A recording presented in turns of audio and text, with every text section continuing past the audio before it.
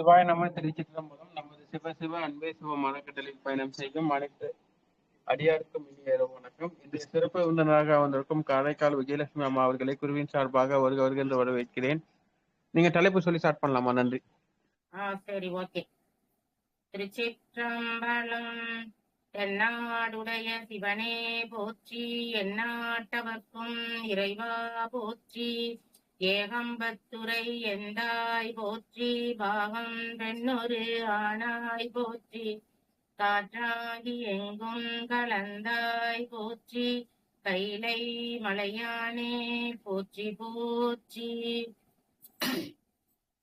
நான் என்று வணங்கும் நடராஜ பெருமானின் பொன்னார் திருவிடிகளை போற்றி வணங்கி, ஐந்தொழில் புரிகின்ற அந்த சதாசிவமூர்த்தியை போற்றி வணங்கி, 25 மோங்களில் நமக்கு என்றும் அருள் செய்கின்ற அந்த மகா சதாசிவமூர்த்தியை போற்றி வணங்கி, கார்த்திகை தீபத்தின் சிறப்பு என்ற தலைப்பில் சில கருத்துக்களை உங்களுடன் பகிர்ந்து கொள்ள இறையர்களும் குருவர்களும் கூட்டி வைத்திருக்கிறது. இந்த நல்ல நிகழ்ச்சியை நமக்கு தொடர்ந்து நல்கி வருகின்ற சிவசிவ அன்பே சிவம் சேனலும் மற்றும் அதன் ஒருங்கிணைப்பாளரான பாலகிருஷ்ணன் அவர்களுக்கும் என் நன்றியையும் வணக்கத்தையும் தெரிவித்துக் கொள்கிறேன். அதோட வந்திருக்க ஆன்மீக அடியவர்கள் அத்துணை பேருக்கும் என் நன்றியையும் வணக்கத்தையும் தெரிவித்துக் கொள்கிறேன். திருச்சிற்றம்பலம். இப்ப நம்ம கார்த்திகை தீபத்தின் சிறப்பு அப்படிங்கிற தலைப்புக்குள்ள நம்ம போவோம். உதாரணமா கார்த்திகை மாசம் அப்படின்னு சொன்னாலே என்ன சொல்லுவாங்க அப்படின்னா, தட்சிணாயனம் உத்தராயணம் அப்படி சொல்றோம் பாத்தீங்களா, அந்த மாதிரி மாறுற காலம் அப்படின்னு சொல்லுவாங்க. அப்ப அங்க என்ன இருக்குது அப்படின்னு பாத்தீங்கன்னா, இந்த கார்த்திகை மாதமும் மார்கழி மாதமும் இரவு சூழ்ந்த காலம் அப்படின்னு சொல்றாங்க. அதாவது ஞானத்தை வெளிப்படுத்துகின்ற அப்படின்னு சொல்லும் போது அஞ்ஞான இருள் சூழ்கின்ற காலம் அப்படின்னு. இத சித்தாந்தத்துல சொல்லும் போது என்ன சொல்றாங்க அப்படின்னாக்கா, ஆணவத்தோட மலம் சேர்கின்ற அந்த கால பொழுது எப்படி நமக்கு ஆணவத்தை இருள் சூழ்கிறது, மாயை சூழ்கிறது அப்படின்னு சொல்றோமோ, அது போல இந்த காலங்கள்ல பாத்தீங்கன்னாக்கா இருள் சூழ்கிறது. இது மட்டும் இல்லாம யமனோட கோரை பற்கள் செயல்படுகின்ற நாட்கள் அப்படின்னு ஒண்ணு சொல்றாங்க. அதாவது கார்த்திகை மாசத்திலையும் மார்கழி மாதத்திலையும். அதனாலதான் இந்த இருள் அகலணும், ஆணவம் விலகணும், உலகத்துல ஒளி வரணும். இன்னொன்னு பாத்தீங்கன்னாக்கா, நம்ம கால பொழுது அப்படின்னு சொல்றோம் பாத்தீங்களா, அப்ப இந்த கார்த்திகை மாதமும் மார்கழி மாதமும் பாத்தீங்கன்னாக்கா பகல் பொழுது ரொம்ப கம்மியா இருக்கும். இப்ப உதாரணமா பாத்தீங்கன்னா, இதே ஒரு மே மாசமோ ஒரு கோடை காலத்துல நம்ம இருக்கும்போது ஒரு 6:30 மணி வரைக்கும் பாத்தீங்கன்னா வெளிச்சமாவே இருக்கும். ஆனா இப்ப பாத்தீங்கன்னா ஒரு 5:30 ஆன உடனே இருள் சூழ்ந்துரும். அப்ப உலகம் என்ன ஆகுது? இருள் சூழ்கிறது. அப்ப அந்த இருளில இருந்து நம்ம வெளிச்சத்துக்கு வரணும். அதனால நம்ம என்ன பண்றோம்னா, கார்த்திகை மாதத்துல எப்படி அதை நம்ம செய்யணும் முறையாக அப்படின்னா, கார்த்திகை மாதம் முதல் நாள், அதாவது ஐப்பசியில கடைசி நாள் பாத்தீங்கன்னா துலா கட்டம் அப்படிம்பாங்க. அப்ப அந்த துலா கட்டம்ங்கிறது மயிலாடுதுறையில காவிரி நதியில நடக்கிறது. அது ஒரு பெரிய விழாவாக நடக்கும். 10 நாள் திருவிழா நடக்கும். அதுல அந்த துலா கட்டங்கிறது கடைசி நாளாக நடக்கிற ஒரு விழா. அப்ப அந்த துலா கட்டத்துல போய் முழுகிட்டு அதுக்கு அடுத்த நாள் கார்த்திகை முதல் நாள் என்ன செய்யணும் அப்படின்னு பாத்தீங்கன்னாக்கா, தீபம் ஏற்றணும் அப்படின்னு. எப்படி தீபம் ஏற்றணும் அப்படின்னா, 6 மணிக்குள்ள, அதாவது நான் சொல்றது காலை பொழுது 4:30 இருந்து 6 மணி, நம்ம மூர்த்த நேரம் அப்படின்னு சொல்றோம் பாத்தீங்கன்னா, அந்த பொழுதுல நம்ம என்ன செய்யணும், காலையில எழுந்து குளிச்சுட்டு அதுக்கு அடுத்தது தீபம் ஏத்தணும் அப்படின்னு சொல்றாங்க. இப்ப நீங்க சொல்லலாம், போங்கம்மா கார்த்திகை மாதத்துல எவ்வளவு குளிருது, இப்ப போய் காலையில எந்திரிச்சு குளிச்சுட்டு தீபம் எல்லாம் ஏத்துறதெல்லாம் நடக்கிற காரியமாமா, ஜன்னி என்னட்ட ஒருத்தர் சொல்றாங்க, அந்த நேரத்தெல்லாம் நான் எந்திரிச்சேன்னா ஜன்னி செத்துருவோமா அப்படிங்கிறாங்க. ஏன் இத வச்சிருக்காங்க அப்படின்னா, நமக்கு உடல்ல எதிர்ப்பு சக்தி வர்றதுக்காக தான் இந்த கார்த்திகை மாதத்திலே நம்ம எழணும் அப்படின்னு சொல்லிட்டாங்க. அப்ப கார்த்திகை மாதம் நம்ம விடிய காலையில எழுந்து குளிச்சுட்டு தீபம் ஏற்றி ஏதோ ஒரு பிரார்த்தனை, நம்ம என்ன பிரார்த்தனை வச்சிருக்கோமோ அதை நம்ம செய்யலாம். அதே மாதிரி சரி காலையில என்னால அதெல்லாம் காலையில எந்திரிச்சு குளிக்கிறதுங்கிறது தீபம் ஏத்துறது இதெல்லாம் என்னால முடியாதுமா, நான் என்ன செய்யறேன், சாயந்தரம் வேணா ஏத்துற தீபம் அப்படின்னு சில பேரு நினைப்பாங்க. அப்ப சாயந்தரத்துல என்ன செய்யணும் அப்படின்னாக்கா, மாலை பொழுதுல நம்ம நம்ம வாசல்படி சொல்றோம் பாத்தீங்களா, நிலவாசல்படி, அதுல 2 தீபம் ஏற்றி வைக்கணும். இது கார்த்திகை மாதம் முழுவதும். அப்ப கார்த்திகை மாதம் முழுந்த உடனே மார்கழி மாதம் வரும்போது காலையில கண்டிப்பா தீபம் ஏற்றணும். ஏன்னா அப்ப பனிக்காலம் நமக்கு தொடங்கும். அப்போ உடல்ல வந்து நிறைய பிரச்சனைகள் வரும். அப்ப அதெல்லாம் போகணும்னா இந்த கார்த்திகை மாதத்திலயும் மார்கழி மாதத்திலயும் நம்ம காலையில எழுந்தோம்னா அப்ப இருக்கிற கதிர்கள் நம்ம உடம்புல வரும்போது நமக்கு எதிர்ப்பு சக்தி வரும் அப்படின்னு சொல்றாங்க. நீங்க வேணா எழுந்து பாருங்க, எழுந்து காலையில குளிச்சுட்டு பாருங்க, எந்த நோயும் வராது நமக்கு. அந்த மாதிரி ஒரு அற்புதமான காலம் தான் இந்த கார்த்திகையும் மார்கழியும். இன்னொன்னு வந்து பாத்தீங்கன்னாக்கா இந்த மார்கழி மாதம் ஃபுல்லா தேவர்களுக்கு முகூர்த்த நாள் அப்படின்னு சொல்றோம். அப்ப தேவர்களுக்கு முகூர்த்த நாளுங்க அப்படிங்கும்போது தேவர்கள்லாம் என்ன செய்யறாங்க, அந்த சமயத்துல இறைவனை வணங்குகிறார்கள். அப்ப நாமும் என்ன செய்யணும், தீபம் ஏத்தி இறைவனை வணங்கணும். அப்படி வணங்குனாக்கா நமக்கு எல்லாமே கிடைக்கும் அப்படின்னு. ஒரு நல்ல வாழ்க்கை, ஒரு நல்ல பண வரவு, ஒரு அருமையான மனைவி, அருமையான குழந்தைகள், இதெல்லாம் வந்து இந்த மாதிரி தீபம் ஏத்தி நம்ம வழிபாடு செய்யறதுனால நமக்கு கிடைக்கும் அப்படின்னு. இன்னொன்னு வந்து குடும்பத்துல ஒரே சண்டை சச்சரவு அதெல்லாம் வருதுன்னு வச்சுக்கோங்களேன். அப்ப நம்ம என்ன பண்ணலாம்னா இந்த மாதிரி இந்த நல்லெண்ணெய் தீபம், நல்லெண்ணெயில தான் தீபம் ஏத்தணும். இல்லைன்னா இன்னொன்னு என்ன சொல்றாங்க, விளக்கெண்ணெயில ஏத்தலாம் அப்படிங்கிறாங்க. இல்லைன்னா நல்ல நெய், அந்த நல்ல நெய்யில ஏத்தலாம் அப்படின்னு சொல்றாங்க. இப்ப நம்ம எல்லாமே இந்த விளக்கெண்ணெயோட நெய்யோட நல்லெண்ணெய் ஏத்துறது ரொம்ப நல்லது. ஏன் அப்படின்னா நல்லெண்ணெய் வந்து நமக்கு மனதுக்கு என்னத்தை கொடுக்கும் அப்படின்னு பாத்தீங்கன்னா மன அமைதியை கொடுக்கும். இப்ப நம்ம வீட்டுல ஒரே சண்டை சச்சரவு, எப்ப பார்த்தாலும் கணவனுக்கும் மனைவிக்கும் சண்டை, இல்ல குழந்தைங்க கூட சண்டை, ஏதோ மாமியார் கூட மருமக கூட சண்டை, இப்படி எல்லாம் வருதுன்னு வச்சுக்கோங்களேன். அப்ப நம்ம காலையிலயும் சாயந்தரமும் இந்த நல்லெண்ணெய் தீபம் ஏத்துனோம்னா கண்டிப்பா என்னன்னா அந்த பிரச்சனையெல்லாம் நீங்கி எல்லாரும் சுகமா, அதாவது சந்தோஷமா இருக்கிற ஒரு நிலைமை வரும் அப்படின்னு சொல்றாங்க. அப்ப இந்த கார்த்திகை தீபம் ஏத்துறதுங்கிறது அவ்வளவு சிறப்பு. சரி, இது எப்படி ஆரம்பிச்சுது, ஏன் இதை நம்ம செய்யணும் அப்படின்னு பாத்தீங்கன்னா புராணத்துல ஒரு வரலாறு சொல்றாங்க. என்ன வரலாறு அப்படின்னு பாத்தீங்கன்னா பார்வதி தேவி ஒரு தடவை என்ன செய்யறாளாம், சுவாமியோட கண்ணை வந்து பொத்திடுறா விளையாட்டா. அதாவது கண்ணை பொத்தி விளையாடுவாங்க பாத்தீங்களா, அது போல பார்வதி தேவி கண்ணை பொத்தி விளையாடுறா. அப்ப விளையாடும் போது அவ கண்ணு பொத்துறது, சுவாமியோட கண்கள் அப்படிங்கிறது பாத்தீங்கன்னாக்கா ஒண்ணு சந்திரன், இன்னொன்னு சூரியன். அப்ப இவ அந்த ரெண்டு கண்களையும் பொத்துறோம்னா உலகமே இருந்துடுச்சாம். இருந்தோன்னா ஒரு நொடிதான். உடனே சுவாமி என்ன பண்றாரு, பார்வதியை விளக்கி விடுறாரு. அடுத்த நிமிஷம் வந்து உலகம் ஒளியில வந்துட்டு, இருந்தாலும் அந்த ஒரு நிமிஷம் உலகத்தை இருள வச்ச அந்த பாவம் வந்து பார்வதிக்கு சேர்ந்ததுனால நீ வந்து என்ன செய்யி, போய் தவம் இரு, நீ செஞ்ச பாவத்துக்கு தவம் இருந்து என்ன அடைவாய் அப்படின்னு சொல்லி அவரு சாபம் கொடுத்துடுறாரு. அப்ப எங்க போய் இருக்கணும் அப்படின்னு கேட்கும்போது திருவண்ணாமலையில போய் இரு அப்படின்னு சொல்றாரு. சரின்னு இந்த அம்மா என்ன பண்றாங்க, பார்வதி தேவி திருவண்ணாமலையில வந்து இவங்க தவம் இருக்காங்க. இதுக்கு இடையில பிரம்மா விஷ்ணுக்கு ரெண்டு பேருக்கும் என்னன்னாக்கா படைக்கிறது நாம தான், யாரு, பிரம்மா. அப்ப ஒரு உயிரை வந்து உற்பத்தி பண்ணி அதை காத்து அழிக்கிறது, இவங்க மூணு பேரும் தான் அந்த தொழிலை செய்யறாங்க. அப்ப படைக்கிறது பிரம்மா, காக்கிறது பெருமாள், அழிக்கிறது சிவன் அப்படிங்கறதுனால ஒரு உயிரை வந்து படைக்கிறது முதல்ல யாரு படைக்கிறான்னா பிரம்மா தான் படைக்கிறார். அப்ப ஒரு உயிரை படைக்கிறதுனால நம்ம தான் வந்து எல்லாரோட பெரியவர் அப்படின்னு அவருக்கு ஒரு மனசுல, நான் தான் உயர்ந்தவன் எல்லாரோட, ஏன்னா அடுத்த நான் படைச்சாதானே அடுத்தது அழிக்க முடியும், அடுத்தது காக்க முடியும். அந்த மாதிரி இருக்கிறதுனால படைக்கிறது தான் முக்கியம், உயிரை படைக்கிறது முக்கியங்கிறதுனால நான் தான் உயர்ந்தவன், மூணு பேரோட நான் தான் உயர்ந்தவன் அப்படின்னு அவர் சொல்றாரு. ஒரு உயிரை படைக்கிறதுங்கிறது நீ சாதாரணமா படைச்சிருவ, ஆனா அந்த உயிரை நல்லபடியா வளர்த்து ஓம்பி வளர்க்கறதுங்கிறது ஒரு பெரிய காரியம். அதை நான் தான் செய்யறேன்.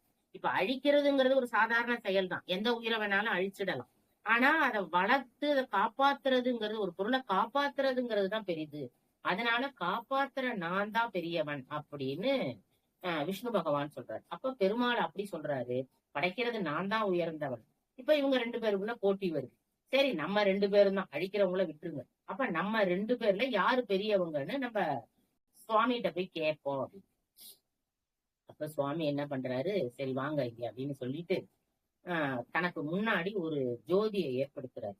சொரூப ஜோதி அப்படின்னு சொல்றாங்க.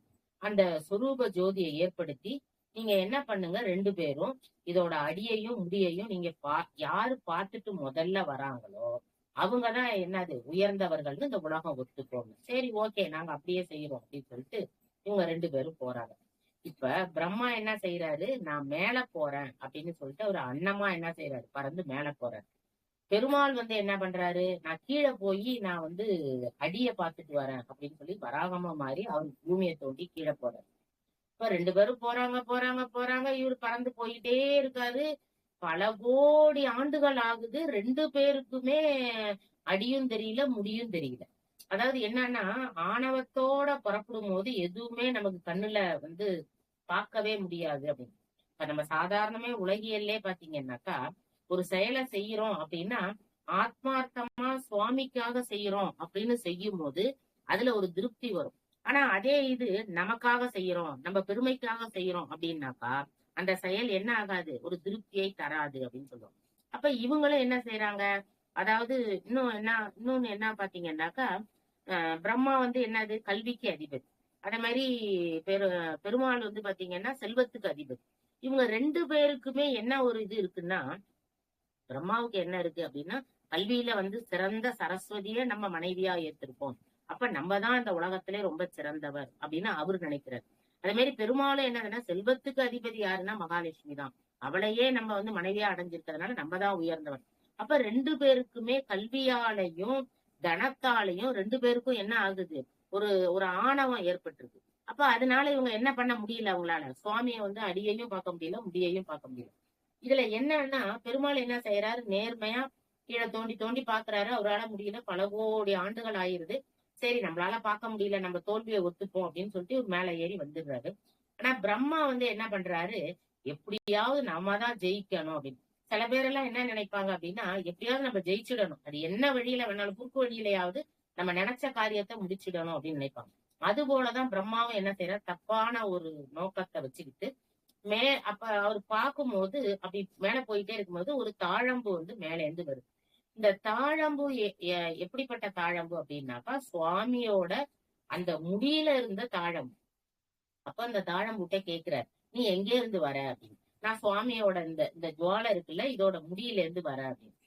உடனே எப்ப எப்ப அங்க இருந்து புறப்பட்டேன், அது பல கோடி 100 ஆண்டுகள் நான் வந்துட்டு இருக்கேன், இன்னும் நான் வந்து பூமியை அடையல அப்படின்னு. ஓ அப்படியா, சரி அப்ப எனக்கு ஒரு உதவி செய்யறியா அப்படின்னு. என்ன உதவி அப்படின்னு, இப்ப நீ என்ன பண்ற, கீழே வர, கீழே வந்து நம்ம 2 பேரும் சேர்ந்து, நான் வந்து அந்த மேல உள்ள முடிய பார்த்ததாகவும், அங்கேருந்து உன்னை கூட்டிக்கிட்டு வந்து உன்னை வந்து நான் என்னவா வரேன், நீ எனக்கு வந்து துணையா சாட்சி சொல்ல வரணும்.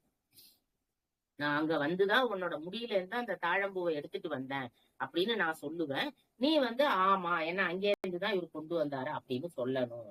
என்ன உயர்ந்தவன்னு ஒத்துப்பாங்க. அப்ப நான் உனக்கும் வந்து என்னது பல பல உதவிகள் செய்வேன் அப்படின்னு.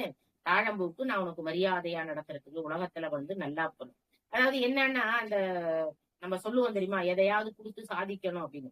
அந்த மாதிரி வந்து நான் உனக்கு எல்லாம் செய்யறேன் அப்படின்னு சொன்னோன்னா, தாழம்பூ என்ன செய்யுது, சரி நமக்கு ஒரு மகிமை கிடைக்குது, நமக்கு ஒரு பெரிய பெருமை கிடைக்குது அப்படின்னு சரி நம்ம செய்வோம்னு அதுவும் ஒத்துக்கிச்சோம். இப்ப இவங்க 2 பேரும் இறங்கி கீழே வர்றாங்க. அப்ப சுவாமி என்ன பண்றாரு பாக்குறாரு. அவருக்கு தெரியாதது என்ன, எல்லாமே இந்த உலகத்துல எங்க எது நடந்தாலும் நம்ம தான் நினைக்கிறோம் நம்ம தெரியாம செய்யறோம், யாருக்கும் தெரியாம இருக்கிறோம், நம்ம தெரியாம இந்த செயலை செய்யறோம் அப்படின்லாம் நம்ம நினைச்சுக்கிறோம். ஆனா சுவாமிக்கு தெரியாம எந்த செயலையும் நம்ம என்ன பண்ண முடியாது, செய்ய முடியாது. அப்ப அங்க இருந்து வந்த உடனே என்ன செய்யறாரு, தாழம்பு வந்து பொய் சாட்சி சொன்னதுனால, தாழம்பூ இந்த உலகத்துல வந்து இனிமே எனக்கு நீ கூடுற தகுதியை இழந்துட்டேன்னு தாழம்பூக்கு சாபம் விடுறாரு. அதே மாதிரி நீ பொய் சொன்னதுனால உனக்கு வந்து உலகத்துல வந்து எங்கேயுமே உனக்கு கோயில் இல்லாம போகட்டும் அப்படின்னு சாபம் விட்டுற. அதுக்கப்புறம் 2 பேரும் மன்னிப்பு கேட்கிறாங்க. அப்ப அந்த சொரூபம் வந்தது பாத்தீங்களா, சுவாமியோட சொரூபம், அடிமுடி காண முடியாத சொரூபம், அது வந்ததுதான் நம்ம என்ன சொல்றோம், திருக்கார்த்திகை அப்படின்னு கொண்டாடுறோம். அந்த வந்த நாளதான் நம்ம கார்த்திகை தீபமா நம்ம வந்து பரணி தீபம் அப்படின்னு சொல்லி கொண்டாடுறோம் பாத்தீங்களா, அதுதான் அந்த தீபம். அப்ப தீபம்ங்கிறது என்னன்னா, நமக்கு வந்து ஒரு நன்மையை செய்யக்கூடிய ஒரு ஒரு நிகழ்வு அப்படின்னு. அப்ப நம்ம என்ன பண்ணணும், ஒவ்வொரு ஒவ்வொரு தீபமும் நம்ம ஏத்தும் போது, இன்னொன்னு என்ன சொல்றாங்கன்னாக்கா, இப்ப பரணி தீபம் ஏத்துறோம், பரணி தீபம் வந்து திருக்கார்த்திகை தீபம் ஏத்துறோம் அப்படின்னா, அப்ப அதை எப்படி ஏத்தணும் அப்படின்னு பாத்தீங்கன்னா, ஒவ்வொருத்தவங்களும் ஒவ்வொரு இது சொல்லுவாங்க. அதுல வந்து முக்கியமானது பாத்தீங்கன்னா 27 விளக்கு ஏத்தணும் அப்படின்னு.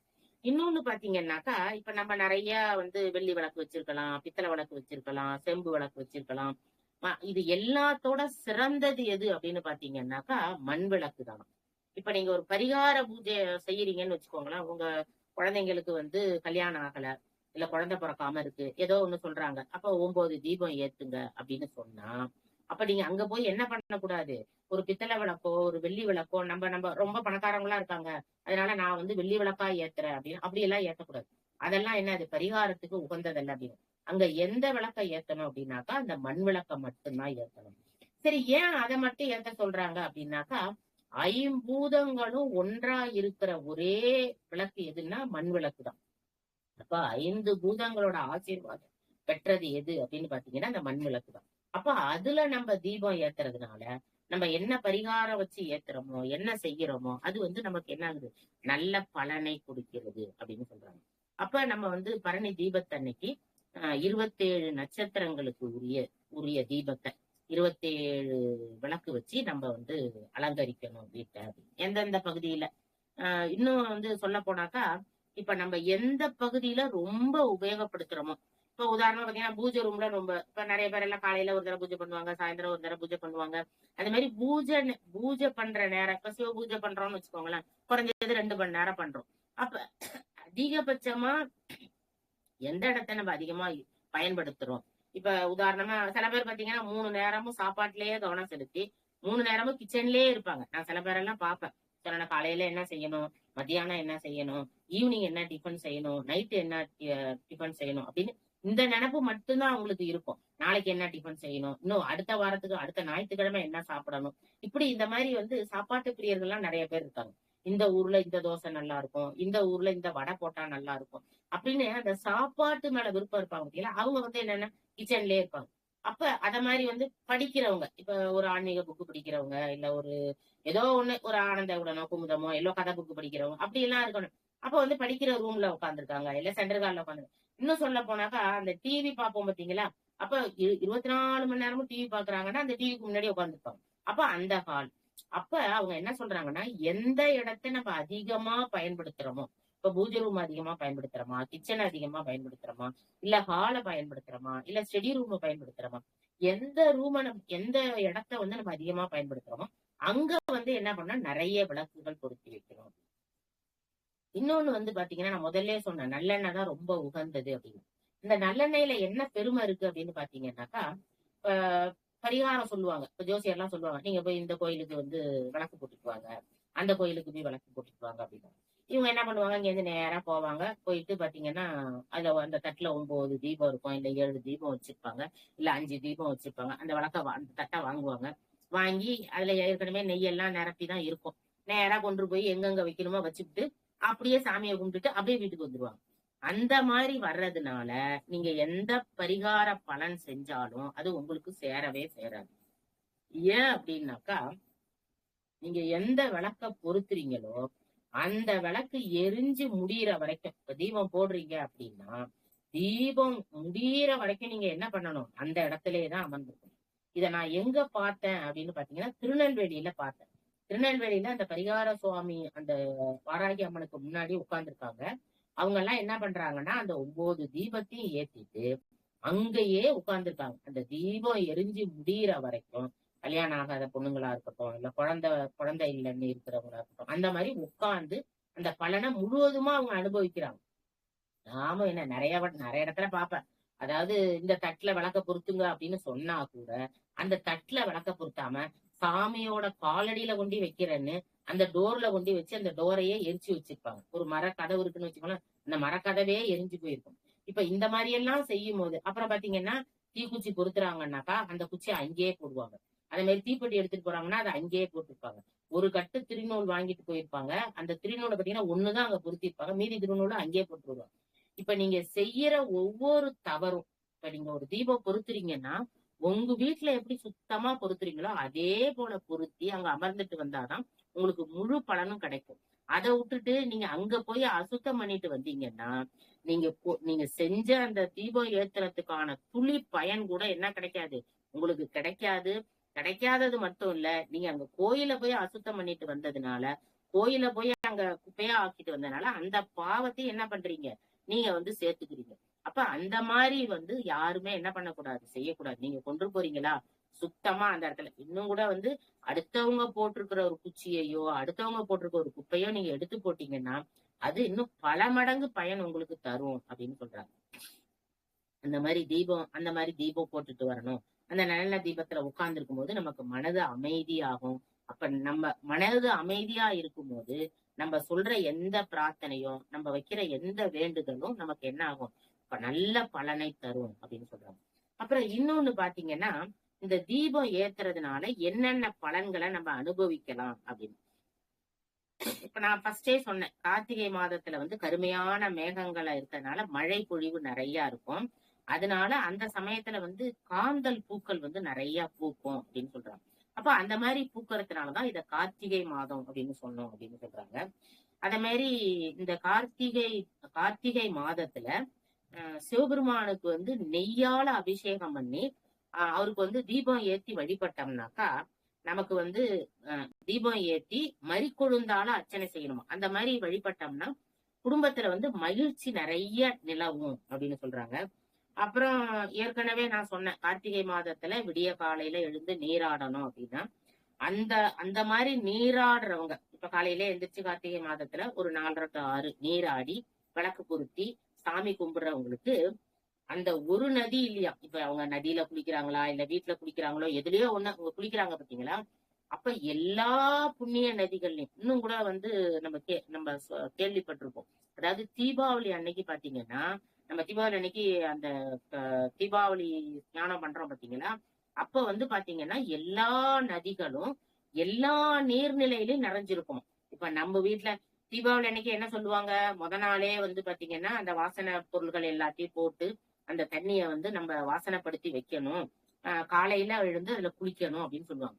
அப்ப அந்த மாதிரி வைக்கும் போதே அந்த 4:30 to 6 அந்த 12 புண்ணிய நதிகளும் அதுல வந்து கலந்துரும். அது எந்த தண்ணியா இருந்தாலும் சரி, நம்ம வீட்டுல வைக்கிற பக்கெட்டு தண்ணியா இருந்தாலும் குள தண்ணியா இருந்தாலும் இல்ல கடல்ல குளிச்சாலும் சரி ஆத்துல குளிச்சாலும் சரி எல்லா இடத்துலயும் அந்த 12 நதிகளும் இருக்கும் அப்படின்னு சொல்றாங்க. அது போலதான் இந்த கார்த்திகை மாதத்துல இன்னொன்னு வந்து பாத்தீங்கன்னா, இப்ப எங்க சைடு மயிலாடுதுறையில துலாக்கட்டம்னு நான் முதல்ல சொன்னேன்.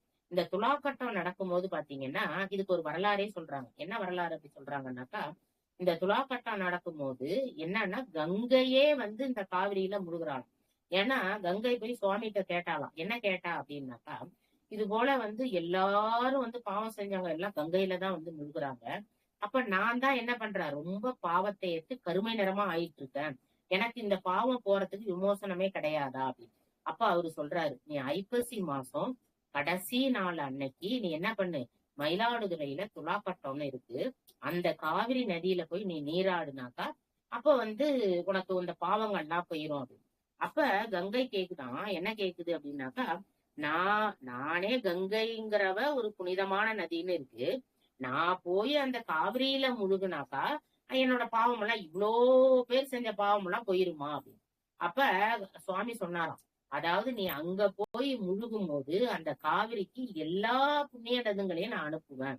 எப்ப அந்த ஐப்பசி துலாக்கட்டம்னு சொல்றோம் பாத்தீங்களா, அந்த துலாக்கட்ட தீர்த்தம் இருக்கும் போது நான் எல்லா புண்ணிய நதிகளையும் அனுப்புவேன். அப்ப நீ என்ன பண்ணு, அப்ப வந்து நீ குளிக்கும் போது எல்லா புண்ணிய நதிகளையும் நீ நீராடும் போது உன்னோட பாவம் தீர்ந்துடும் அப்படின்னு. அப்புறம் கங்கை வந்து இங்கே இருந்தா அப்படிங்கிற மாதிரி புராண வரலாறு இங்க பக்கத்துல உள்ள கோயில் எல்லாம் சொல்றாங்க. அந்த மாதிரி அப்ப அந்த மாதிரி தீர்த்தம் ஆடுறோம் பாத்தீங்களா, அப்ப இந்த கார்த்திகை மாதத்துல அதுல இருந்து ஏன்னா இந்த 12 நதிகளும் இங்க வந்திருக்கு பாத்தீங்களா, அப்ப இந்த 12 நதிகளும் எல்லா நீர்நிலையிலயும் நெருங்கிருக்குமா. அப்ப இந்த துலாக்கட்டத்துல முழுகுன பயன் வந்து நம்ம கார்த்திகை மாதம் முழுவதும் நீராடுனா நமக்கு இந்த துலாக்கட்டத்துல குளிக்கலன்னா கூட எல்லாரும் வந்து மயிலாடுதுறையில இப்ப இன்னும் சொல்ல போனாக்கா இப்ப ஓரளவுக்கு எல்லாருக்கும் தெரியுது. இங்கெல்லாம் வந்து துலாக்கட்டத்துக்கு வந்து பாத்தீங்கன்னா நிறைய பேர் வரவே மாட்டாங்க. ரொம்ப இப்ப எங்களை மாதிரி பேசுறோம் பாருங்க தெரிஞ்சவங்க, அவங்க மட்டும்தான் அங்க போவாங்க. மத்தவங்கள என்ன ஆத்திர குளிக்கிறது ஒரு பெருசா அப்படிங்கிற மாதிரிதான் நினைப்பாங்க பாத்துக்கோங்க. இந்த துலாக்கட்டையோட மகிமை யாருக்கும் தெரியவே தெரியாது. அப்ப இப்ப வந்து எல்லாரும் தெரிஞ்சுக்கிட்டதுனால ஓரளவு இப்ப கூட்டம் பயங்கரமா கூட்டமா இருக்கு, நல்லா நல்லா சிறப்பா நடக்குது பாத்துக்கோங்க. அப்ப அந்த மாதிரி குளிச்ச பலன் இப்ப நான் மயிலாடுதுறையில இருக்க நான் தீர்த்த ஆடிடுவேன், தெரிஞ்சவங்க தீர்த்த ஆடிடுவோம். அப்ப தெரியாதவங்க என்ன பண்ணுவாங்க அப்படின்னா அப்ப தெரியாதவங்க என்ன செய்யறாங்க அப்படின்னா இந்த கார்த்திகை மாதம் முழுவதும் விடிய காலையில இருந்து ஸ்நானம் பண்ணி தீபம் ஏத்தி வழிபட்டோம்னா அப்ப இந்த 12 நதிகள்லயும் நம்ம தீர்த்தமான புண்ணியமும் இந்த துலாக்கட்டத்துல கலந்துகிட்ட புண்ணியமும் அவங்களுக்கு கிடைக்கும் அப்படின்னு அழகா சொல்றாங்க.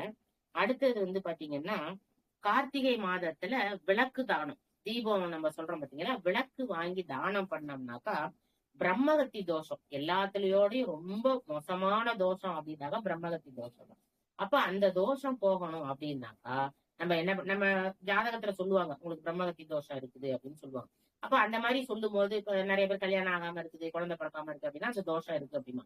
அப்ப அந்த மாதிரி இருக்கும் போது அப்ப இந்த மாதிரி கார்த்திகை மாசத்துல இந்த மாதிரி தீபம் விளக்கு வாங்கி, அது பித்தளையா இருக்கலாம், இல்ல அகல் விளக்கா இருக்கலாம், எதுவோ மண்ணால செஞ்சதா இருக்கலாம், இல்ல வெள்ளியால கூட நம்ம வசதி இருந்தா வெள்ளி விளக்கு கூட வாங்கிக்கலாம். இந்த மாதிரி தானம் கொடுத்தோம்னா இந்த பிரம்மகத்தி தோஷம் போகும் அப்படின்னு சொல்றாங்க.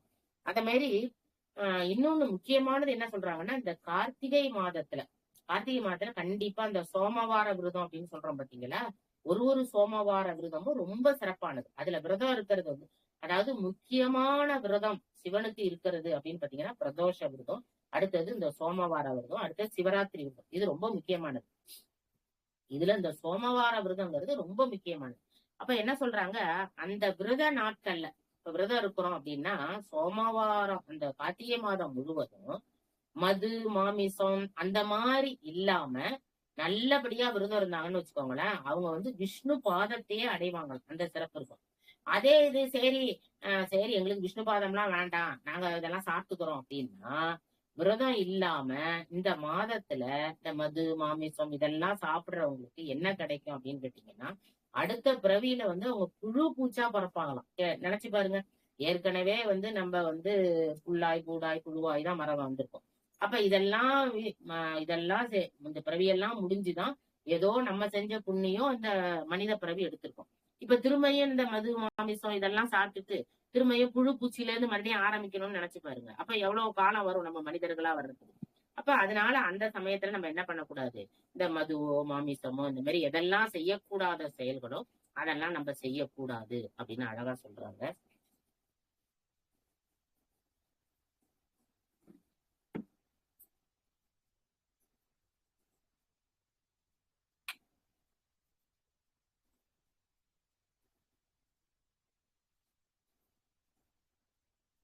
சிவாய நம. அடுத்தது பாத்தீங்கன்னாக்கா முருகப்பெருமானுக்கு 2 நட்சத்திரங்கள் ரொம்ப உகந்தது அப்படின்னு சொல்லுவோம். அதாவது விசாக நட்சத்திரமும் அடுத்தது கார்த்திகை நட்சத்திரமும். ஏன்னா அவரு பிறந்தது விசாக நட்சத்திரம், அதனால விசாக நட்சத்திரம் ரொம்ப சிறப்பு அப்படின்னு இந்த விசாக நட்சத்திரம் கொண்டாடுறோம்.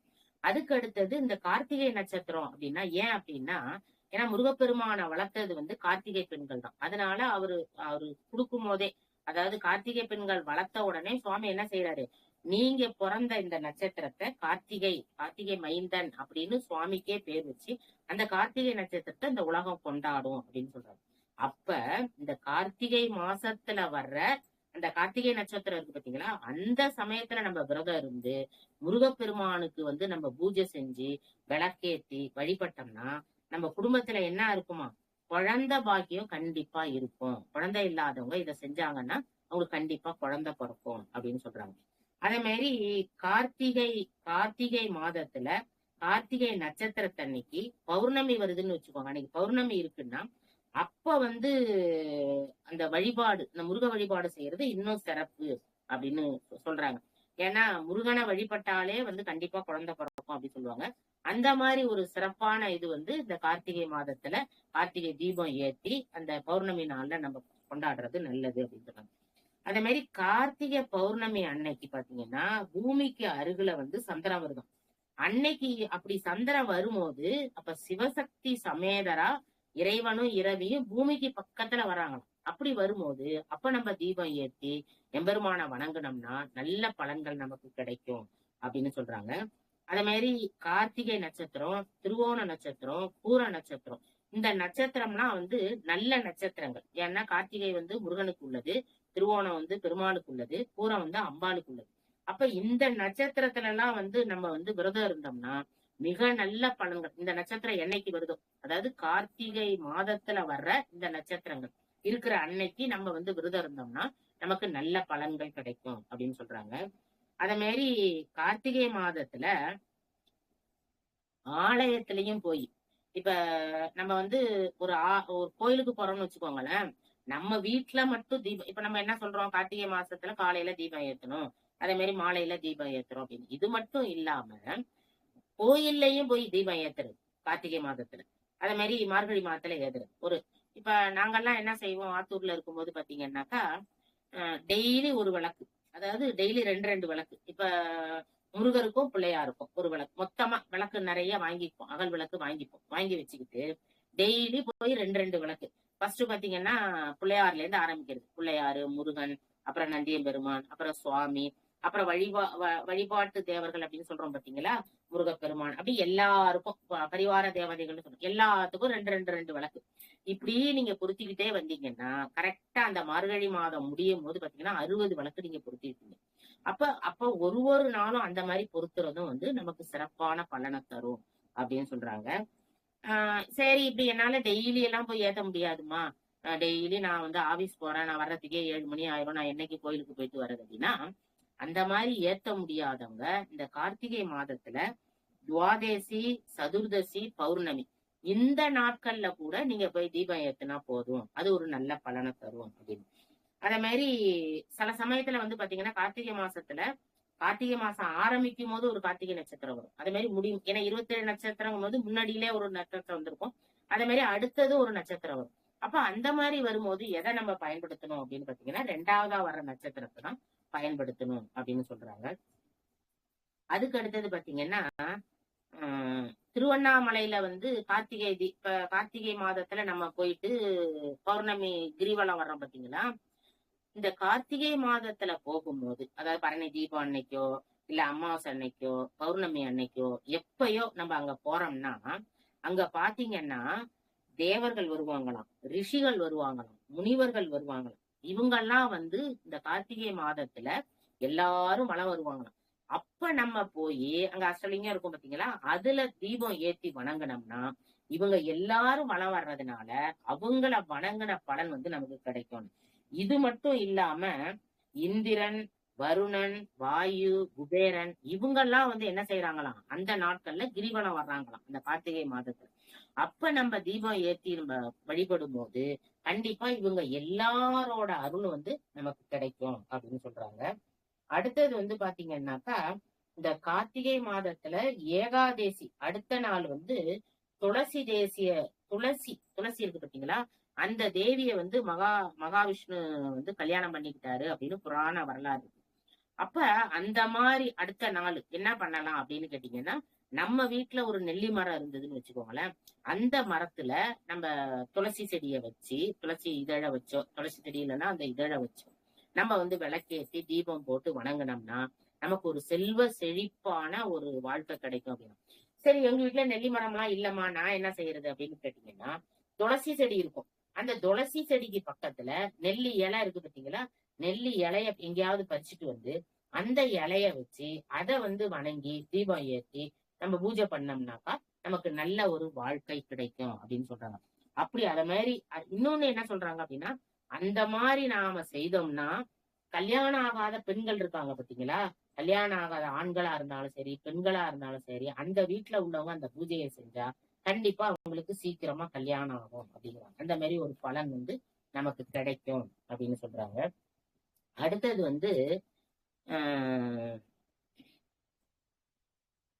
இன்னொன்னு என்ன சொல்றாங்கன்னாக்கா, வெண்கல விளக்கு அல்லது வெள்ளி விளக்கு, இதுல நெய் போட்டு தீப ஒளியோட நெய் போட்டு விளக்க பொருத்தி வேத விற்பனர்கள்லாம் அப்படி இருப்பாங்க, வேதம்லாம் படிப்பாங்கல்ல, அவங்களுக்கு தானமா கொடுக்கணும்.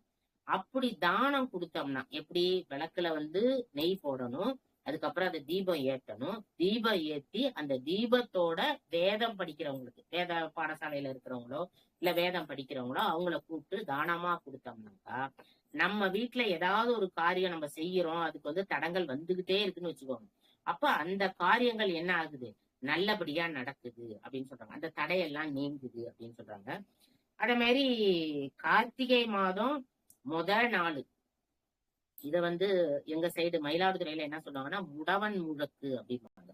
ஏன் அப்படின்னாக்கா, அந்த காலத்துல அந்த காலத்துல இப்ப இருக்கிற மாதிரி பஸ்ஸோ ட்ரெயினோ அதெல்லாம் கிடையாது. இப்ப வெளியூர்ல இருந்து வர்றவங்க எல்லாம் நடந்து வந்துதான் இந்த துலாக்கட்டலை, அதாவது ஐப்பசி கடைசி நாள் அப்ப இந்த துலாக்கட்டத்துல முழுகுவாங்க.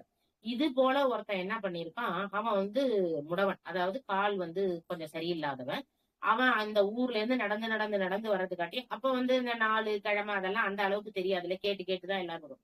இவன் வந்து சேரும் போது பாத்தீங்கன்னாக்கா அந்த ஐப்பசி மாதம் முடிஞ்சு கார்த்திகை மாதம் முத நாள் ஆரம்பிச்சிட்டான்.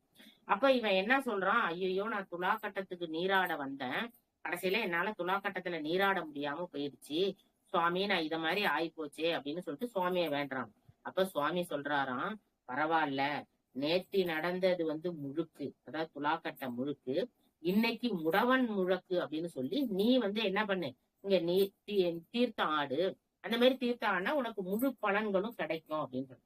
அப்ப அன்னைக்கு, அதாவது என்ன அது, இந்த முடவன் முழக்குங்கிறது எப்பன்னா கார்த்திகை மாதம் முதல் நாள். அப்ப அந்த முதல் நாள்ல நீராடிட்டா, இப்ப அந்த ஐப்பசி மாசம் முழுசா நம்ம நீராடவே இல்லைன்னு வச்சுக்கோங்க. அப்ப இந்த கார்த்திகை மாதத்துல முதல் நாள் வர நாள்ல போய் நம்ம நீராடிட்டோம்னா அந்த ஐப்பசி மாதம் முழுவதும் நீராடிய பலனை நம்ம அடையலாம். அப்ப இறைவனை வந்து வணங்கி தீபம் ஏற்றி நம்ம வழிபட்டோம்னா அந்த பலன் வந்து நமக்கு கண்டிப்பா கிடைக்கும் அப்படின்னு. அத மாதிரி இன்னொன்னு என்ன சொல்றாங்கன்னா, நம்ம கார்த்திகை மாதத்துல கிரிவலம் வர்றோம்னு வச்சுக்கோங்களேன்.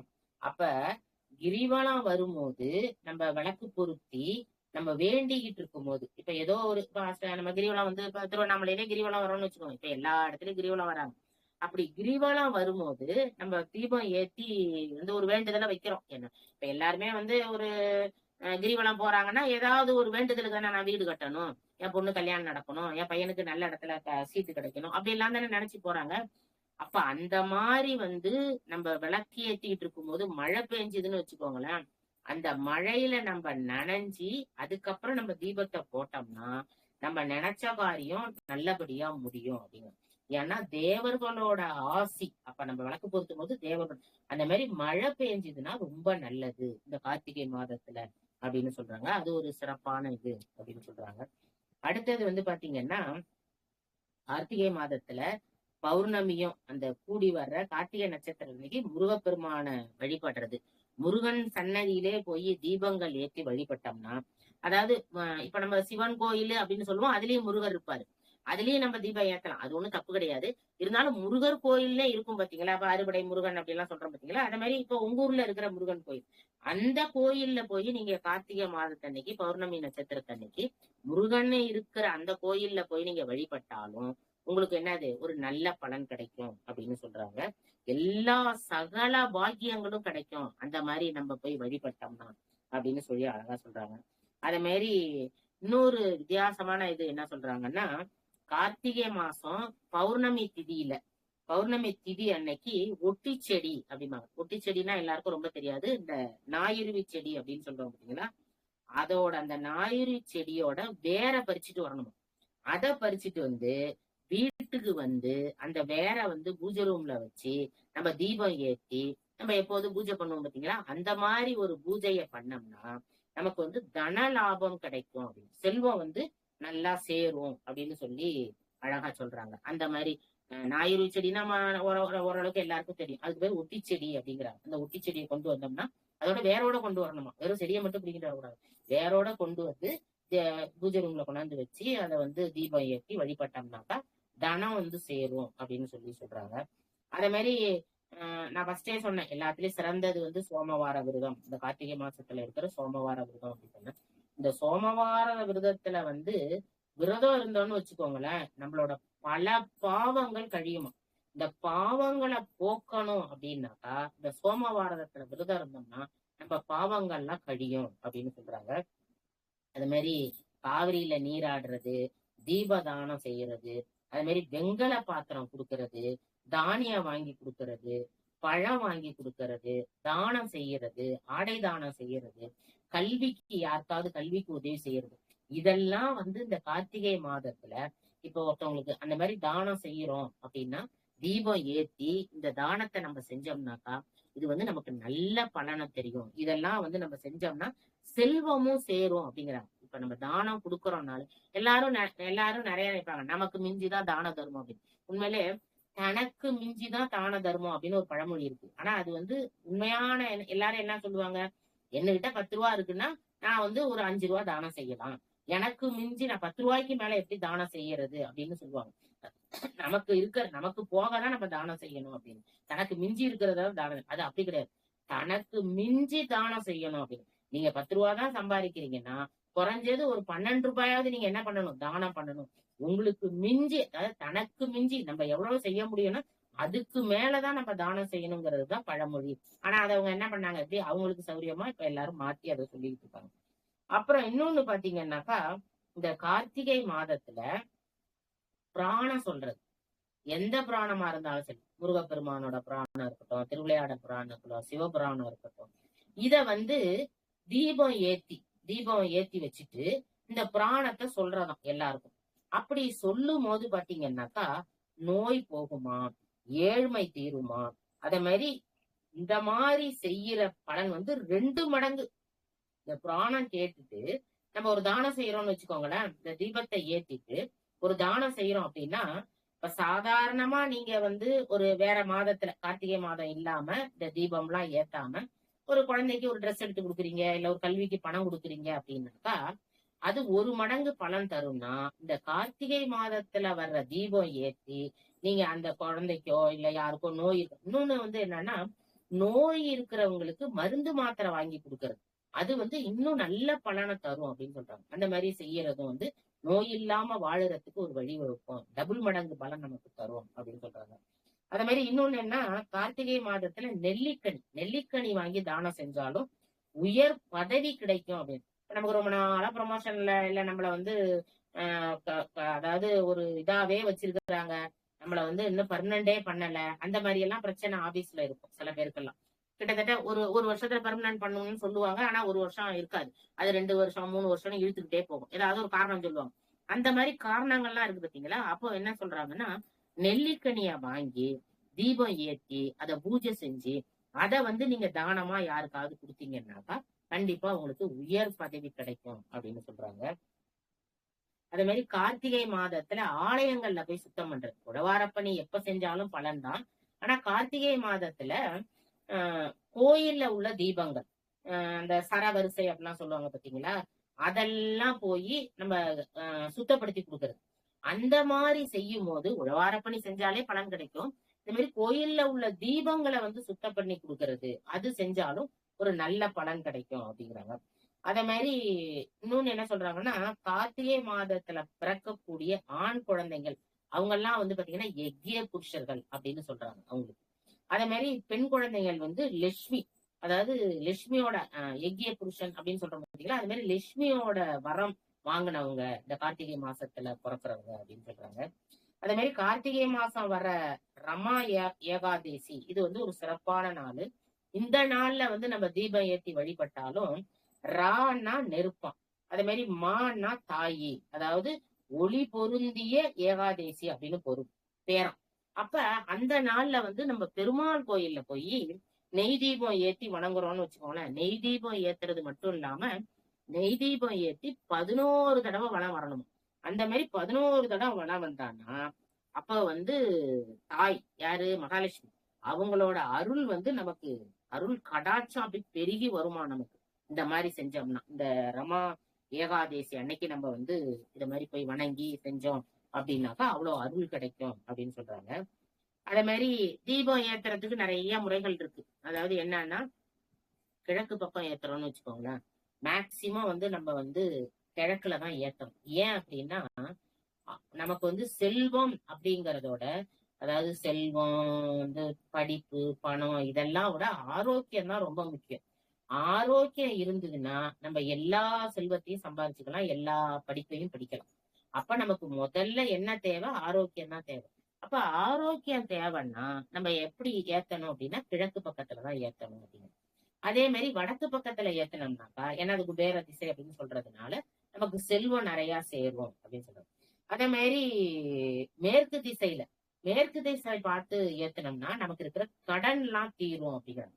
விளக்கு ஏத்தும் போது இவ்வளவு நம்ம பார்க்கணும் அப்படிங்கிறாங்க. ஏன்னா ஒவ்வொரு திசையும் ஒரு பலனை தரும். தெற்கு திசையில மட்டும் என்ன பண்ணக்கூடாது, விளக்கு ஏத்தக்கூடாது அப்படிங்கிறாங்க. அதனால நம்ம வந்து இப்ப வீடுகள்ல வந்து பாத்தீங்கன்னாக்கா, உதாரணமா சொல்ல போனோம்னா 3 தீபம் ஏத்தணும்.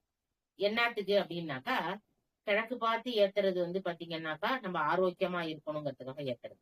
வடக்கு பார்த்து ஏத்துறது வந்து பாத்தீங்கன்னா செல்வம். ஏன்னா பணம் இருந்தாதான் இந்த காலத்துல வந்து எதையும் நம்ம செய்ய முடியும், பணம் இல்லாம எதையுமே நம்ம செய்ய முடியாது. பணம் இருந்ததுன்னா பணம் பத்தும் செய்யணும் அந்த காலத்திலே சொல்லிட்டு போயிருக்காங்க பாத்தீங்களா. அப்ப அதனால வடக்கு திசை வரும். அப்ப நமக்கு பணம் இருக்கணும், அதே மாதிரி ஆரோக்கியமா இருக்கணும். அப்ப வந்த பணம்லாம் வந்து நமக்கு கடன்ல போகுது, இல்ல ஏதோ பிரச்சனையில போகுது அப்படின்னா அதுக்கு என்ன சொல்றாங்க, மேற்கு திசை பார்த்து ஏற்றணும். அப்ப நமக்கு ஒரு வரம் வேணும், நம்ம வேண்டது நடக்கணும் அப்படின்னா அப்ப நம்ம ஒரு விளக்கு ஏற்றணும். அப்ப 3 விளக்கு ஏற்றி நம்ம என்ன செய்யணும், எப்போதுமே நம்ம வேண்டிக்கணும் அப்படின்னு சொல்றாங்க. அப்புறம் வந்து பாத்தீங்கன்னா கார்த்திகை மாதம் 30 நாளுமே வந்து அதிகாலையில நான் ஃபர்ஸ்டே சொன்ன மாதிரி நீராடி சிவ விஷ்ணு பூஜை, சிவனை கும்பிடுறவங்க வந்து சிவ பூஜை செய்யலாம், விஷ்ணுவை கும்பிடுறவங்க விஷ்ணு பூஜை செய்யலாம். இதெல்லாம் செஞ்சு தீப தானம் செஞ்சு வீட்டுல எல்லா இடங்கள்லயும் தீபத்தை வந்து வரிசையா ஏத்தி, அப்படி வரிசையா ஏத்தி வழிபட்டோம்னா குறைவற்ற செல்வம் நம்ம வீட்டுல நிறைஞ்சு இருக்கும் அப்படின்னு சொல்றாங்க. அத மாதிரி கார்த்திகை மாத ஞாயிற்றுக்கிழமை, இப்ப கார்த்திகை மாதம் இருக்கு பாத்தீங்களா, அந்த ஞாயிற்றுக்கிழமையில அதிகாலையில 5ல இருந்து 6 மணிக்குள்ள சிவபெருமானும் பார்வதி தேவியும் அஸ்திர தேவியோட குப்த கங்கைக்கு வராங்களாம். அப்ப அந்த நாள்ல வந்து அந்த கார்த்திகை மாசத்துல அந்த ஞாயிற்றுக்கிழமை போய் அங்க நீராடி நம்ம தீபம் ஏத்தி வழிபட்டோம்னா நம்ம பிரம்மகத்தி தோஷம் எல்லாம் போயிரும் அப்படிங்கிறாங்க. இது மட்டும் இல்லாம இப்ப நம்ம வந்து எல்லா நாளும் வீட்டுல நம்மளே சுத்தமா சமையல் பண்ணி நம்மளே சாப்பிட முடியாது. இப்ப நம்ம எங்கேயோ வெளியில போறோம், அங்க போய் ஏதோ ஒரு தோஷம் இருக்குது, எல்லாரும் சுத்தமா சமையல் பண்ணிருப்பாங்கன்னு நம்ம சொல்ல முடியாது. இன்னும் கூட எல்லாம் சொல்லுவாங்க, ஹோட்டலுக்குள்ள போய் சமைக்கிற இடத்த பார்த்தோம்னா அதுக்கப்புறம் யாரும் சாப்பிட மாட்டாங்க அப்படிம்பாங்க. அது போலதான் இருக்கும். அப்ப அந்த மாதிரி அங்க தோஷங்கள் நிறைஞ்சிருக்கும் பாத்தீங்களா. இப்ப நம்ம வந்து அதெல்லாம் பார்த்துட்டோம்னா சாப்பிட மாட்டோங்கிறதுனாலதான் நம்ம வெளியிலேயே உட்காந்து சாப்பிட்டுட்டு வந்துடும். அப்ப அந்த தோஷத்தோட சமைச்சது, அதாவது என்னன்னா சமைக்கணும் அப்படின்னாலே குளிச்சுட்டு வந்துதான் சமைக்கணும். குளிக்காம சமைக்கிற சாப்பாடு தோஷங்கள் நிறைந்தது அப்படிங்கிறாங்க. அப்ப அந்த மாதிரி இப்ப நம்ம ஒரு இடத்துல போய் சாப்பிடுறோம், போயிட்டு உடனே ஏமா நீ குளிச்சுட்டு சமைச்சியாமா அப்படின்னு நம்ம கேட்க முடியுமா? சொன்னா அவங்க எப்படி சமைச்சு வச்சிருக்காங்களோ அதான் நம்ம சாப்பிடணும், வேற வழி கிடையாது. அப்ப அந்த மாதிரி தோஷத்தோட சமைக்கப்பட்ட ஒரு சாப்பாடை நம்ம சாப்பிடுறோம் அப்படின்னா இந்த புத்த கங்கையில இந்த ஞாயிற்றுக்கிழமை போய் நம்ம நீராடணும்னா கண்டிப்பா என்ன ஆகும், அந்த தோஷம் விலகும் அப்படின்னு சொல்றாங்க. அத மாதிரி திருடுறதால வர்றப்பா சில பேருக்கு வந்து பாத்தீங்கன்னா ஏதாவது பொருளை திருடுற பழக்கம் இருக்கும். சில குழந்தைங்க கூட இருக்கும், அதாவது அவங்க நல்ல பணக்காரங்களா கூட இருப்பாங்க. நாங்க இருந்த அந்த ஆத்தூர்ல கூட பாத்தீங்கன்னாக்கா அவ வந்து அவங்க அப்பா எல்லாம் வந்து பாத்தீங்கன்னா ஃபாரின்ல இருந்தாங்க. ஆனா அந்த சின்ன பொண்ணு பாத்தீங்கன்னா ஸ்கூல்ல போனாக்கா அந்த செப்பலை திருடுறது, இந்த பேனா திருடுறது, பென்சில் திருடுறது, இது வந்து என்ன சொல்றாங்கன்னா இது ஒரு மனவியாதி அப்படிங்கிறாங்க. சில குழந்தைங்களுக்கு வந்து அந்த மாதிரி ஒரு இது இருக்கும், ஏன்னா அடுத்தவங்க பொருளை நம்ம எடுத்து வச்சுக்கணும் அப்படின்னு. இது வந்து அவங்களுக்கு வந்து தெரிஞ்சு அதெல்லாம் செய்யறது இல்ல, தெரியாம அது ஒரு சந்தோஷம். இப்ப அவங்க ஒரு நல்ல பேனா ஒருத்தவங்க அழகா எழுதிட்டு இருக்காங்கன்னா அதை நம்ம வச்சுக்கணும் அப்படின்னு ஒரு எண்ணம் வரும். இதை நம்ம திருடக்கூடாதுன்னு அந்த பொண்ணுக்கு தெரியாது, ஆனா நம்ம வச்சுக்கணும் அதனால நம்ம எடுத்துட்டு வந்துடணும் அப்படின்னு. அந்த மாதிரி ஒரு திருடுறதுனால வர்ற ஒரு பாவம் இருக்குதுன்னா தெரிஞ்சே சில பேரும் திருடிட்டு போவாங்க. அவங்க நிறைய வச்சிருக்காங்க, நம்ம திருடிட்டு போவோம் கொஞ்சம் அப்படின்லாம் திருடிட்டு போறோம். அந்த மாதிரி வர்ற பாவங்களும் இந்த மாதிரி ஸ்நானம் பண்ணி நம்ம அங்க தீபம் ஏத்தி வழிபடும் போது நமக்கு போகும் அப்படின்னு அழகா சொல்றாங்க. இது வந்து பிரம்மாண்ட புராணத்திலேயே வந்து சொல்லப்பட்டிருக்கு. அதுக்கு அடுத்தது வந்து பாத்தீங்கன்னா கார்த்திகை மாசத்துல வர்ற அமாவாசை அன்னைக்கு ஸ்ரீதர ஐயர்வாள் அப்படின்னு இங்க எங்க சைட்ல இருக்கு. அந்த மடத்துல வந்து பாத்தீங்கன்னா கங்காதேவி வந்து எப்போதுமே வந்து பொங்கி வருவாளாம். இத வந்து என்ன சொல்லுவாங்கன்னா அந்த ஸ்ரீதர ஐயர்வாள் வந்து பிண்ட கொடுப்பாங்கன்னு பாத்தீங்களா, அத வந்து செய்யறாரு ஒருத்தர். அப்ப செய்யும் போது யாரோ ஒருத்தவங்க வந்து சாப்பாடு எல்லாம் பண்ணி வச்சாச்சு. அப்ப அந்த ஹோமம் செய்யறவங்க யாகம் செய்யறவங்க அவங்க எல்லாம் வர்றதுக்கு முன்னாடி ஒருத்தவங்க வந்து யாரோ வந்து இந்த மாதிரி எனக்கு சாப்பாடு வேணும்னு கேக்குறாங்க, யாரோ ஒரு பெண்ணு வந்து. அப்ப இவர் என்ன செய்யறாரு, அந்த பூஜைக்கு வச்சிருந்த சாப்பாட்டுல எடுத்து கொஞ்சம் கொடுத்துடுறாரு. இத பார்த்த உடனே அந்த வேதம் பாட வந்தவங்க எல்லாம் என்ன சொல்றாங்க, நீ இத மாதிரி எங்களுக்கு நாங்க வேதம்லாம் இது பண்றதுக்கு முன்னாடி சாப்பாடை கொடுத்துட்டதுனால இது தோஷம் உள்ள சாப்பாடு ஆயிட்டு நாங்க இங்க எதுவும் செய்ய மாட்டோம் அப்படின்னு சொல்லிட்டு போயிடும். அப்ப இவர் என்ன செய்யறாரா, நான் உண்மையிலே நான் இவ்வளவு நாள் வந்து நல்ல பக்தியோட நான் எல்லாம் செஞ்சிருந்தேன்னா கங்காதேவியே வந்து என்னோட இதை வந்து ஏத்துக்கணும் அப்படின்னு வேண்டுறாரு.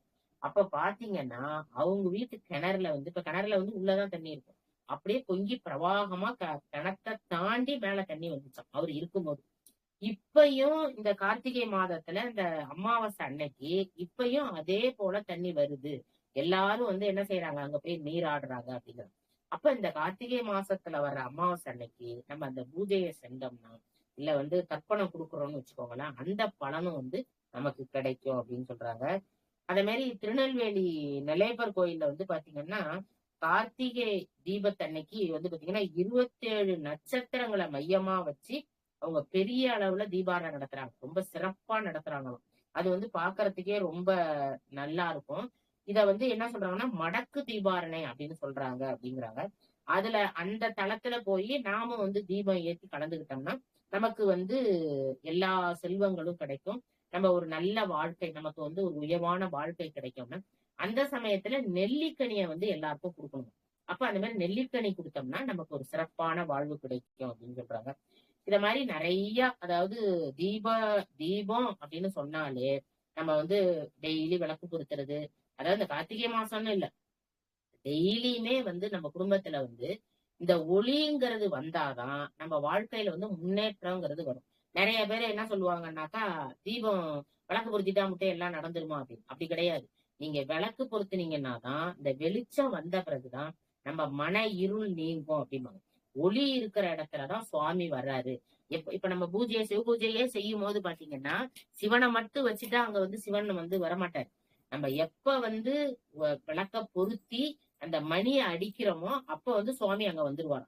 நம்ம ஒளிய பொருத்துறோடனே சுவாமி என்ன செய்யறாரு, சொரூபமா வந்துடுறாரு, ஒளியாக வந்துடுறாரு.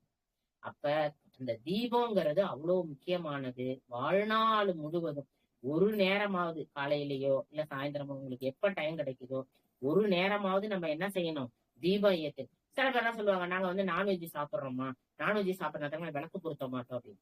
காலையில 6 மணிக்கேவா நான்வெஜ் சாப்பிட்டுருவீங்க? கண்டிப்பா சாப்பிட மாட்டீங்க. எப்படி இருந்தாலும் ஒரு 10 மணிக்கு, ஒரு 9 மணிக்காவது போய் வாங்கிட்டு வருவீங்க. அதுக்கப்புறம் மத்தியானம் தான் அந்த நான்வெஜ் சாப்பிட போறீங்க. அப்ப காலையிலே நீங்க நான்வெஜ் சாப்பிடுற ஞாயிற்றுக்கிழமை முக்காவாசி நான்வெஜ் சாப்பிடுறதுன்னு ஒரு வழக்கமா எல்லாரும் வச்சிருக்காங்க. அப்படி ஞாயிற்றுக்கிழமையா இருந்தா கூட நீங்க காலையிலே தீபம் பொருத்திட்டீங்கன்னு வச்சுக்கோங்க, அப்ப அந்த அந்த இது இல்லாம போயிடும். அப்போ ஒரு நேரமாவது என்ன செய்யணும், ஒரு வீடு நம்ம செல்வ செழிப்பா இருக்கணும், எல்லா ஆரோக்கியங்களும் நமக்கு இருக்கணும், எல்லாமே நமக்கு நிறைவா கிடைக்கணும் அப்படின்னா தினமும் என்ன செய்யணும், விளக்கு தீபம் ஏத்தணும். அந்த கார்த்திகை மாசம்ங்கிறது ரொம்ப சிறப்பானது. கார்த்திகை மாசத்துல வந்து மாலையில தீபம் ஏத்துறது, அதே மாதிரி மார்கழி மாதத்துல காலையில தீபம் ஏத்துறது ரொம்ப சிறப்பானது. அதனால இதை கேட்டுக்கிட்டு இருக்கவங்க, இதுக்கப்புறம் இந்த இந்த பதிவு வந்த பிறகு பாக்குறவங்க எல்லாருமே என்ன செய்யணும், அடியார் பெருமக்களா இருந்தாலும் சரி, சாதாரணமா எம்பெருமான வணங்குறவங்களா இருந்தாலும் சரி, எல்லாருமே என்ன பண்ணணும், தீபம் ஏற்றி வணங்கணும்னு சொல்லி என்னோட உரையை நிறைவு செய்கிறேன். திருச்சிற்றம்பலம். தென்னாடுடைய சிவனே போற்றி, எந்நாட்டவர்க்கும் இறைவா போற்றி, ஏகம்பத்துரை எந்தாய் போற்றி, பாகம் பெண்ணுரு ஆனாய் போற்றி, காற்றாகி எங்கும் கலந்தாய் போற்றி, கைலை மலையானே போற்றி போற்றி. இல்லக விளக்கது இருள் கெடுப்பது, சொல்லக விளக்கது ஜோதி உள்ளது, பல்லக விளக்கது பலரும் காண்பது, நல்லக விளக்கது நமச்சிவாயவே, நல்லக விளக்கது நமச்சிவாயவே. சிற்றம்பலம்.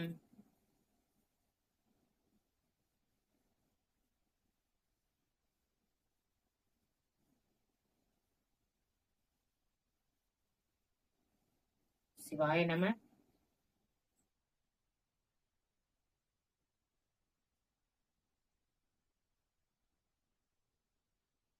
கேக்குதா? சிவாய நம. கேக்குது. முடிச்சிட்டீங்களா? சிவசிவா முடிச்சு அப்படியே மெய் மறந்து உள்ள போயிட்டேன், வேற ஒண்ணும் இல்ல. சரி சரி. கேள்வி என்ன கேள்வி கேட்கலாம்? சந்திரா மேடம், முருகன், அனுராதா, பிரியா, கேள்வி இருக்கா? முருகன் கேள்வி இல்ல, கேள்வி ஹலோ, கேள்வி வராத அளவுக்கு அவங்க ஏகப்பட்ட தகவல் சொல்லிட்டாங்க. அதுல எவ்வளவு நாங்க ஃபாலோ பண்ண போறோம் தெரியல. என்ன என்ன ரிசல்ட் புண்ணியம் வந்து அது மேடம் தான் சேரும். அது சிவ சிவா. எவ்வளவு இன்ஃபர்மேஷன் மேடம் நீங்க, அப்பா மலைப்பா இருக்கு எனக்கு எப்படி கடகடம் 1 ஹவர்ல பேசி தள்ளிட்டீங்க. அம்மா சொல்லணும்னு நினைச்சா எவ்வளவு சொல்லலாம். இதே போதும் எங்களுக்கு. இதுல எத்தனை படம் போதும் தெரியல. இப்போதைக்கு போதும், அடுத்த வருஷம் பாத்துக்கலாம். இதை ஒழுங்கா ஃபாலோ பண்ணா போதும். எவ்வளவு தகவல்களை முடிஞ்சளவுக்கு பண்ணுவோம். ரொம்ப நன்றி மேடம். ரொம்ப நன்றி. நீங்க இன்னைக்கு லைன்ல வந்ததுக்கு. கண்டிப்பா எதையாவது நம்ம ஒண்ணு செஞ்சா கூட போதும் மேடம். கண்டிப்பா கண்டிப்பா. ஆமா ஆமா. இவ்வளவு இன்ஃபர்மேஷன் எங்களுக்கு தகவல் கொடுத்ததுக்கு நாங்க ரொம்ப நன்றி கடன் பட்டிருக்கோம் உங்களுக்கு. ரொம்ப நன்றிமா. ரொம்ப ரொம்ப நன்றி. நம்ம திருச்சிற்றம்பலம் நம்ம அடியார் பெருமக்கள்ல எப்படி சொல்றது அப்படின்னா ரொம்ப ரொம்ப நன்றி. சிவாய நம்ம திருச்சிற்றம்பலம் முடிச்சுக்கலாம். சிவாய நம்ம.